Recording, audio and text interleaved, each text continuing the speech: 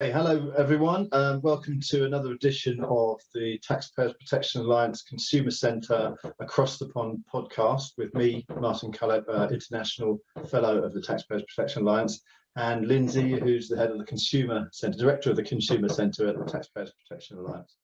So today we have a very special guest, Christopher Snowdon, Head of Lifestyle Economics at the Institute of Economic Affairs. He's got many strings to his bow. He's written about many different facets of lifestyle issues and nanny state restrictions over the years. But today we've invited him to talk to us about solar taxes, which have been talked about and implemented all over the world in different places. Welcome, Chris. Yeah, good. Nice to be here, Martin. Solar taxes. You've written a lot about solar taxes. We all know, or people should know, that Michael Bloomberg is someone who's been chasing a lot of solar taxes all over America. I'm not sure about other countries. Has Michael Bloomberg been involved in places like Mexico and other countries? Yeah, he has. Yeah, Mexico specifically. He put millions and millions of dollars into the Mexican sugar tax, which began, I think, in 2014. And then when Chicago brought in a sugar tax and it was really unpopular and it was like a proper grassroots revolt against it, we ultimately led to it being repealed. He put millions in there as well, trying to keep it afloat. He's just wasting so much money, isn't he? For a guy who could do so much good with that money. He's just putting literally hundreds of millions of dollars into anti-vaping and pro-sugar tax stuff. And the things he could do with that to help people in any way, but specifically with health, it's really absurd and kind of disgusting, really, that he puts his money into trying to, make people in Mexico pay a bit more for a can of Coke. And none of this stuff works as well. The anti-vaping stuff is totally counterproductive. This isn't counterproductive as such. I mean, there are some unintended consequences. It's just useless. They've tried these things out in so many places now, including the UK, and they all fail to work, usually for the same reason, which is that people basically just pay up or they switch a little bit. We've known that for over a decade. There's been research on sugar taxes going back to at least 2010, because in the USA, although they didn't really have a obesity-related sugar taxes, they weren't specifically designed for sugar tax, for obesity, they did have, and still have got in most states, some sort of extra tax on sugary drinks for whatever reason, stealth taxes, basically. And economists have been looking at these for over a decade just to see if they make any difference to child, consumption of these drinks or adolescent obesity or adult obesity. And they just don't. From day one, all the evidence has shown they don't really make any difference. Insofar as they have any effect, they make people consume slightly more by way of fruit juice and milkshake, or even alcohol or biscuits. And this is what people are going to gradually work out over the years as more and more food and drink is taxed. Is people's preferences for food and drink are really very inflexible.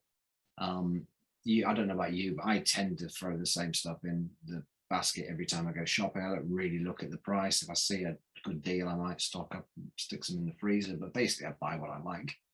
And I think most people do. If you're really pushed for money, then you go to a cheaper shop or you buy cheaper brands, but you still buy basically the same foods and drinks. And that's basically, that is what we see with these taxes. They don't do any good for obesity. They've now, keep saying this till I'm blue in the face, but they have never reduced obesity anywhere in the world that they've been tried, anywhere, not even by the tiniest little margin. And the weird thing is they haven't really reduced calorie consumption or sugar consumption either. You might expect them to have some effect, at least on the margins of people's consumption of sugar. And yes, sometimes, but not always, they do have an effect on people's consumption of sugary drinks, which is what you'd expect, like the basic economics of it. You would expect some price effect, but that is compensated for, sometimes more than compensated for, by consumption of other sugary products. Okay, you mentioned that the idea of this is to reduce childhood obesity in particular. If the results are not coming through and they're not finding that childhood obesity is working, how much of this do you think, it's just my theory, I've had a theory about this towards nanny state restrictions for a long time, how much do you think is driven more by like snobbery, really, just not really liking what less well-off people consume? Yeah, I think most public health campaigns these days are built around snobbery, really. I mean, the replacement for Public Health England was going to be called the Office for Health Promotion. I've recently found out it's now going to be called the Office for Health Promotion and Disparities. And that in itself is actually quite important. Normally you talk about health inequalities. I seem to have changed it to disparities on this occasion for the sake of novelty. But the significance of that is that they're not actually interested in health inequalities insofar as, they don't, obviously they can't stop some people being ill and some people being healthy, which is what natural health inequality would be. They're not really interested in the difference in life expectancy between men and women, which is really quite big. They obviously can't do anything about the health inequalities between old people and young people or what have you. What they're really looking at is the difference in health and life expectancy between poor people and rich people. That's what they nearly always mean when they're talking about health inequalities. And certainly that is an issue, right? And if you've got fewer doctors in deprived communities, that is a genuine inequality that needs to be dealt with by the government. But they don't even look at that stuff. What they're really looking at really is smoking and what people eat and maybe binge drinking. That's what they're really interested in doing. So health inequalities has become the latest incarnation of this sort of middle class reform movement to get ordinary working class people adopting the lifestyles of the upper middle classes. That's really what it comes down to. Like, don't smoke, we don't smoke. Don't eat this, we don't eat it. And with food in particular, there isn't a lot of scientific kind of rigor to it, because the kind of food that you get in a high-end restaurant is usually going to be higher in fat and salt. The desserts are going to have at least as much sugar in as you would get in a fast food joint, or you would buy for yourself from a supermarket. So it's difficult to point to anything other than snobbery, really. And although people do talk about the disparity in obesity rates between rich and poor, they're not actually that as big as people make out. They do exist, particularly for women, interestingly, but they're not actually that enormous. And there's a very large proportion of rich people are obese. So this is not really a disease of deprivation, as they would like to presented being. Yeah, a non-communicable disease, as they call it. Certainly non-communicable, yeah. Yeah, that's right. I'd like to explain to Americans, because I'd like to talk about personnel around these things. And you mentioned their high-end restaurants. I suppose it's not a high-end restaurant, but in the UK, we've got a guy called Jamie Oliver who ran a chain of restaurants. I don't know if they went prices. They were pricey, but he's one of the biggest campaigners for sugar taxes in the UK, and yet his menus, he still sells Coke with full sugar in it, and his menus are packed full of sugar themselves, so it seemed a bit hypocritical. But there's a lot of restaurateurs involved in the anti-obesity thing, which I think in itself is quite telling, that it's really just about food and eating what they think is good food, not necessarily even healthy food. I mean, Henry Dimbleby is a restaurateur. He's just written up for the government in the UK, the National Food Strategy. He runs a chain, or used to run a chain called Leon, which is literally just fast food. It's junk food, really, but he dresses it up in such a way as it looks a bit more sort of organic or sustainable, or some gimmick to go along with it. There's him, there's Prudy, there's various restaurateurs get involved in this. And I think that's another giveaway, really, that this is just about, food snobbery. And the restaurateurs obviously are food snobs. Chefs are food snobs. It's kind of their job to do that. And they think everyone should care as much about food as they do. That's one of the problems. And speaking personally, I don't care about it at all. If I never had to eat again, I would be quite happy. I can't be bothered making meals. I've never made a spaghetti bolognese that doesn't involve a jar of the sauce. I have no interest in ever doing that or making my own curry. I haven't got the patience. I'm not that interested. This is something you have to do to live. And of course, people who are involved in food don't see it that way at all. They think we should be obsessing over it and growing our own crops and getting everything fresh and spending 2 hours making it. And so in that respect, they are out of touch with a lot of people. They're particularly out of touch with people on lower incomes who are pushed for time, don't have a lot of money, and just want something that's cheap and tasty. Another question: if all the science is coming out and saying that these things don't work, soda taxes don't work, sugar taxes don't work, how are these people keeping the scam going? That's a good question, really. I mean, the answer basically is that public health is not a results-driven business. and you can get away with a lot of failure without anybody noticing. So with smoking, which is really set the precedent for all this stuff, smoking rates are generally going down everywhere in the world, pretty much, certainly the developed world. And so any policy that you bring in is probably going to be followed by a drop in smoking that may well have happened anyway. With obesity, you don't have that. Obesity rates are generally going up fairly gradually and not as fast as people predicted, but they're generally going up. Child obesity rates are generally flat. And certainly in the UK, they haven't moved for about 20 years. But there doesn't seem to be any expectation that an anti-obesity policy will actually lead to a drop in obesity. And in fact, if you ask these people, we've had the sugar tax in that 3 or 4 years now. How much has child obesity gone down by? You'll be treated as if you're very naive to think that an anti-obesity policy might actually lead to less obesity. And I read a study, what was it about the other day? Oh, about the Transport for London, run the London Underground and the buses. They introduced a ban on so-called junk food advertising a few years ago. And in the study, towards the end of the study, it said, there has been no measurable impact on childhood obesity. But of course, we wouldn't expect there to be. But it's still an evidence-based policy, and it should be extended nationwide. And you get this with any anti-obesity policy. It's considered very gauche to expect these things to actually reduce obesity, even marginally, even like a tiny, fraction of 1%. You're not supposed to expect it. And even how many anti-obesity policies would it take for obesity to fall by 0.5% even? Apparently at least 5 or 6, because we've had 5 or 6 for quite some time. Jamie Oliver's school dinners didn't make any difference. Banning junk food advertising on children's television didn't make any difference. Sugar tax hasn't made, none of this stuff makes any measurable difference.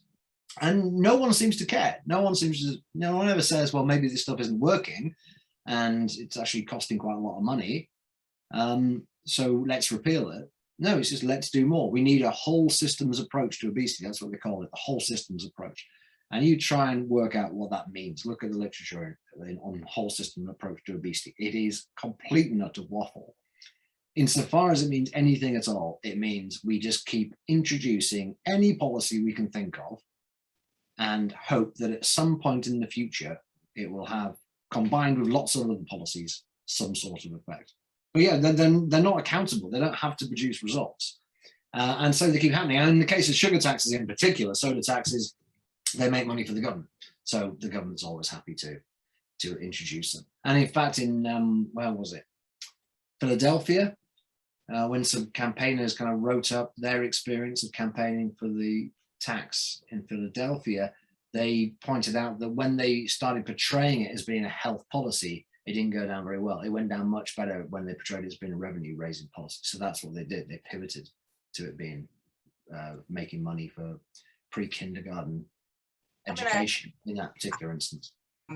What do they do with the revenue that they're generating? Like, I know you brought up Philadelphia, their soda tax that was going to pay for early childhood education. Yeah. And I've done a little bit of research on his Bloomberg on that. They touted it actually a year after it went into effect.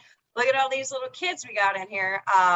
And I know I live out in Cook County, and I know that they at first touted it as, an anti-obesity measure. And then when push came to shove, even the board president had to be like, we're not going to have the funding if, you don't agree to this tax. So, what do they do with the funding? Are they actually putting it into like obesity prevention programs? Or is it literally just earmarked to government coffers?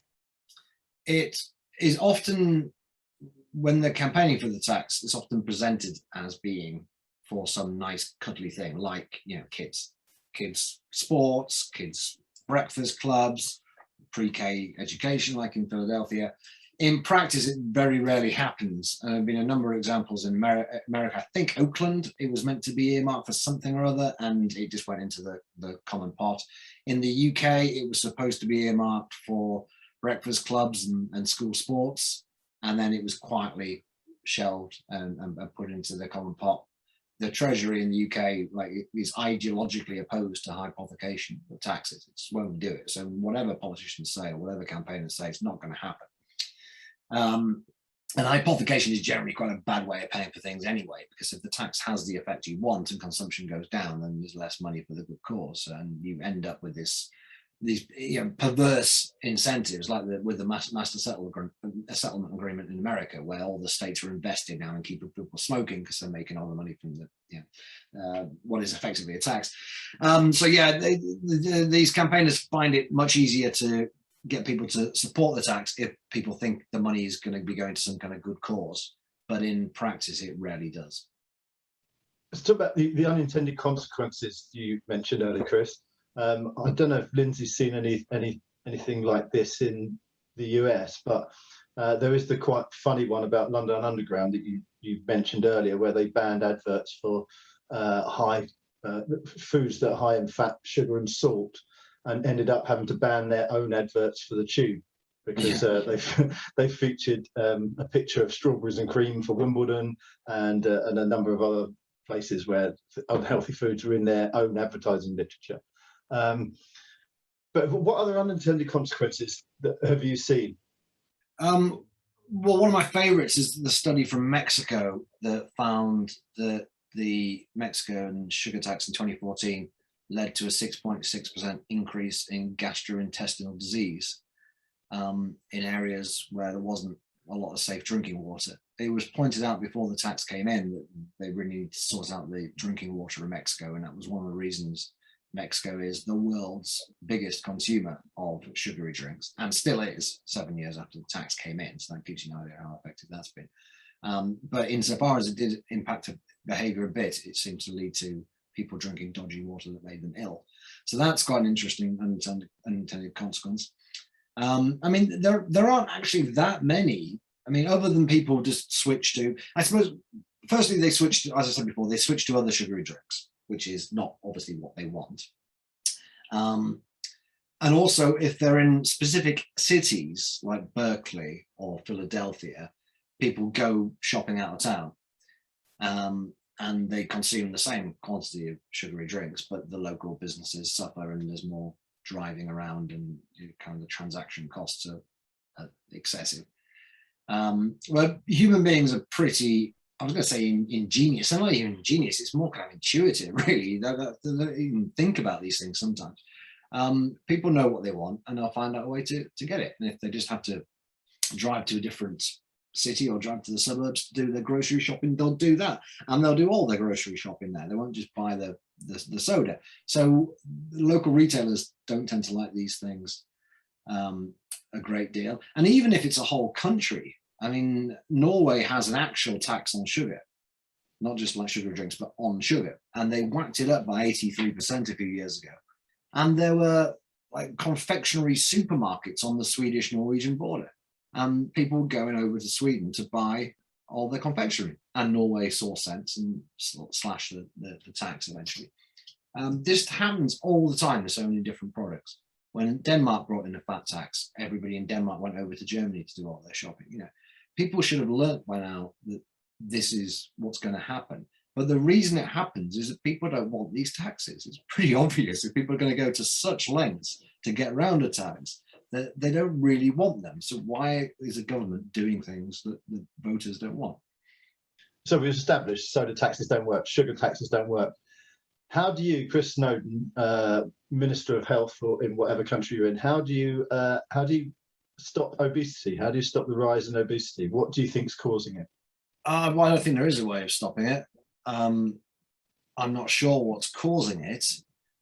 As far as I can understand, speaking to people who are experts in this, there's nothing really sudden about the rise in obesity. The fact that obesity seemed to go up quite sharply from around about 1980 is really just due to the fact that we define obesity as being a BMI of 30. If we defined it as being 28, which we could possibly do, it would have happened later. If we defined it as 32, it would have happened sooner. What's actually happened over the course of more than a century is people just gradually getting heavier. And for most of that time, that's been a good thing because people were too skinny before. But as we've managed to secure enough income for nearly everybody to feed themselves, people have got fatter. Average body mass index has increased, body weight has increased. And for some people, of course, that means they get obese. But it's a result of affluence. And in many respects, it's a good thing that people aren't hungry anymore. But once everybody has enough money to eat and satisfy their calorie needs, then people who have a genetic disposition to obesity will become obese. And obesity is a really heritable condition, very, very strong hereditary element to it, strong genetic element to it. And at some point you would think it would level off for that reason. And rates are gradually going down. In the 90s in the UK, they went up really sharply. And since then it's been much more of a gradual increase, partly down to the boomers. People in the 50s, 60s tend to be the fattest as a rule. So as they've got older, average weight has increased. We're keeping fat people alive more than we did. Diabetes is more treatable than it was. So there are various reasons, but none of them really lend themselves to government interference and government solutions. And governments think this is a problem like smoking that can be dealt with as simply as smoking. Well, firstly, it's taken 70 years to get where we are with smoking. We think it's a problem the government should be dealing with. And it's taken a real sledgehammer approach to even get smoking rates down to where they are, around about 15%. But smoking is a much more simple issue than obesity, much more simple. You're dealing essentially with one single cause. It's not even all tobacco, it's just one specific type of tobacco product, which leads to various diseases, but is very closely associated with a number of them, obviously lung cancer being one. And if you reduce the number of cigarettes smoked and you reduce the number of people who smoke, then you will almost certainly reduce rates of lung cancer and some other diseases. Dead simple compared to obesity, because for a start, people need food to survive. It's not something you can just say, right, we're going to abolish food. We're going to tax food until no one can afford it anymore. What food are you going to tax? What food are you going to go after? It's not obvious that there's any specific part of the food supply which is uniquely associated with obesity. In fact, I think that's absolutely the case. People go after sugar now. People are eating quite a lot less sugar than they were 40 years ago when obesity was much less of a problem. So the area of nutrition and food policies always, for many years, for over a century, been associated with faddists and cranks and grifters. And what we know about the cause of obesity in terms of the food supply is still really limited. And you get constantly conflicting reports from people with very different views of whether it's carbs or fat or whatever. No one really knows, and there probably isn't really an answer to it. The reality is that people respond differently to different diets, and not the same diet won't work for everybody. And some people probably won't lose weight no matter how hard they try or what the government does. And if they do, they'll put it back on. So the question is this a big enough issue for the government to go in, blundering away, half blind, with a bunch of illiberal policies trying to fix it? Well, I don't think it is. And even if it was, it's far from obvious that the government can do any good. But I fear that we're going to be in for years, if not decades, of governments floundering around, trying to bang people over the head to make the population lose weight, when it can't. And it's going to take a very long time for governments to finally realize that they can't. And that at the end of the day, it's not actually that big a problem. And we're going to create a lot of hatred as well towards people who are fat. And I know it's not the intention of public health to do that, but if you keep going on about how obese people are going to bankrupt the health service and they're costing trillions of dollars a year, which they're not, by the way, then of course people are going to feel antagonistic towards fat people. I don't think we need to create another kind of movement based around hate for an issue that ultimately is down to the individual. If people want to lose weight, then there's lots of books they can buy, options they can try, but a lot of people don't want to. And the idea that, the same way that a lot of people don't want to give up smoking, we shouldn't force them to, to change their behavior. It's none of the government's business. The government has got so many other things to do, which it does really badly, without taking on this kind of quixotic policy of trying to make everybody change their eating behavior and lose weight. You kind of preempted my next question when I was going to say I'm fairly libertarian, and what has it got to do with the government anyway? So you've covered that one. It's interesting you said about levels of sugar consumption, because I'm in my 50s, so I grew up in the 70s, and I just remember we used to drink fizzy drinks all the time, and they, I remember when Diet Coke first arrived, and it's brand new. So do you think maybe that's something, because I remember we were out all the time as kids. Do you think exercise, different exercise regimes between the past when we were running around everywhere and now where people are all on computers and laptops and iPads and whatever, do you think that might have some sort of effect? Yeah, for kids, definitely. I mean, children naturally run around. There's nowhere near as many obese children as the statistics make out, for a start. It's actually, in Britain at least, it's actually still quite a rare thing to see a genuinely fat child. But when you do, you're probably looking at somebody who either has some sort of genetic, reason for that, or some kind of unusual condition, or you're looking at someone who is being really badly brought up and is not being allowed to exercise very much and is probably being fed too much junk. And yeah, a child in a natural kind of environment where they can run free will run until they're exhausted and therefore will not be obese. It's a bit different for adults. I mean, exercise definitely does help for weight loss, but you have to do a lot of it and you have to stick to it. And often the weather isn't on your side and that kind of thing. Yeah, I think, looking over a period of decades, definitely physical activity has declined for both adults and children. And that's probably one of the main reasons that obesity's increased. But again, that's very difficult to tackle. We try and tackle it by going to the gym. Nobody would go to the gym in the 1960s, unless you were some sort of athlete. The very idea would be ridiculous. Why would you pay to exercise when you're doing so much exercise in your daily life? When manual labor was a much bigger part of the economy. So yeah, since the 60s, there's no doubt that physical activity has gone down. People's kind of leisure time exercise has probably gone up in an attempt to compensate for that, but it can't fully compensate for it. We have so many labor-saving devices at home.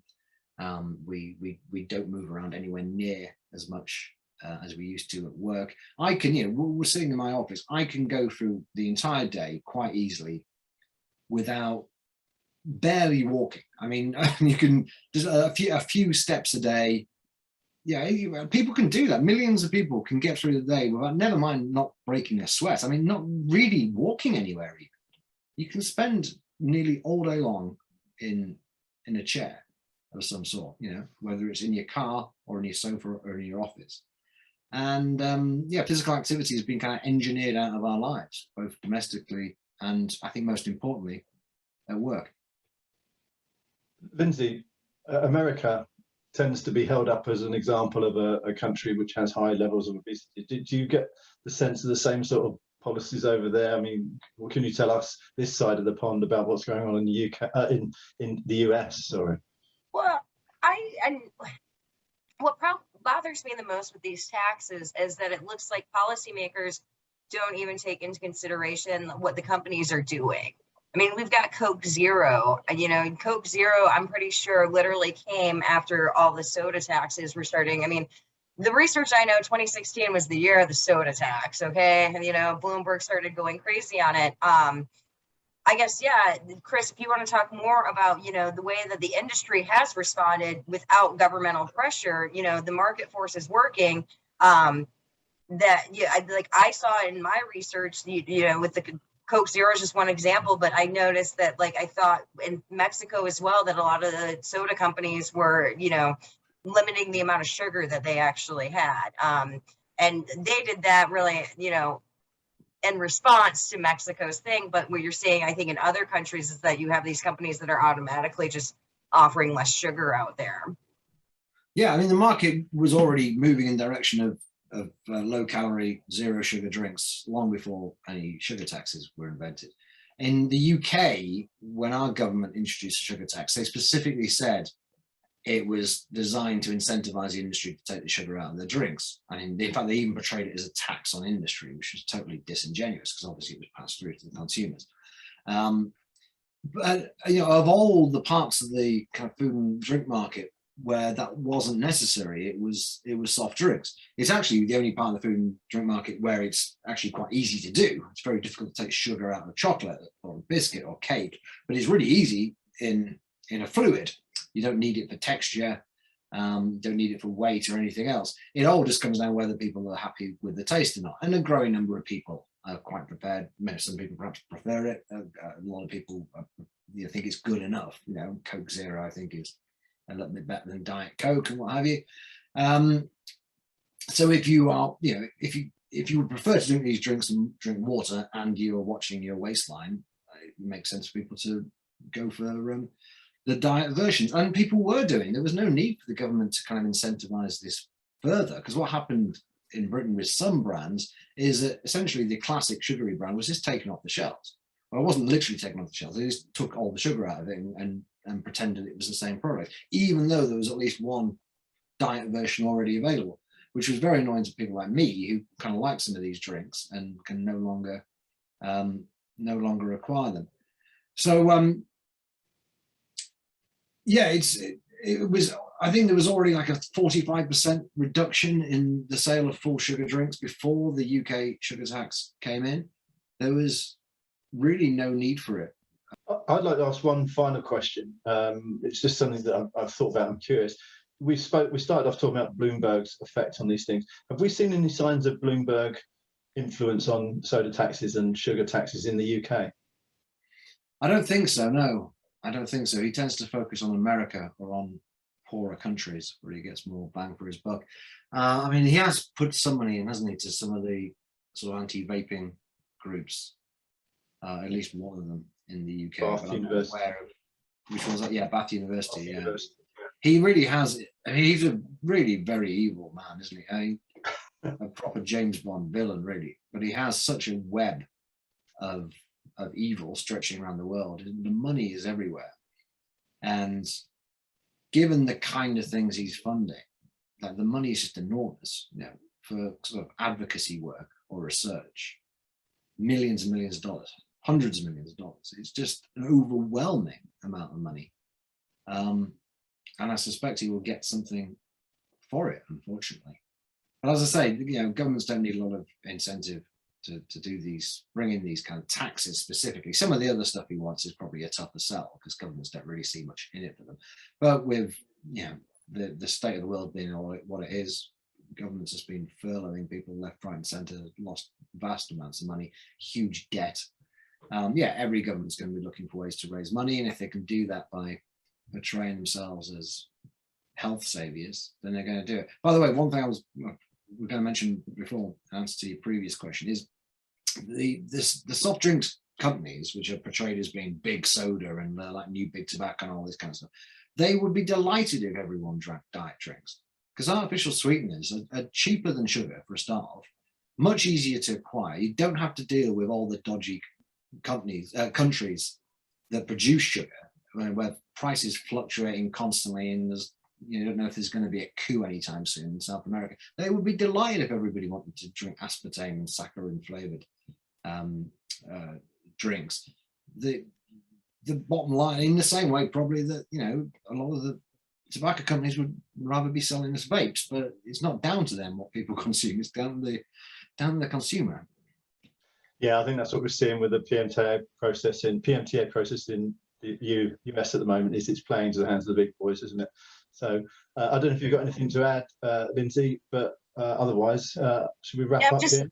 Just thank you for joining us. It's nice to meet you finally virtually. You've got a pretty awesome Twitter, Chris. So thanks very much. Good to see you. Yeah, thanks very much for coming on, Chris. It's been fascinating. So we're going to wrap up. So thanks everyone for listening and watching.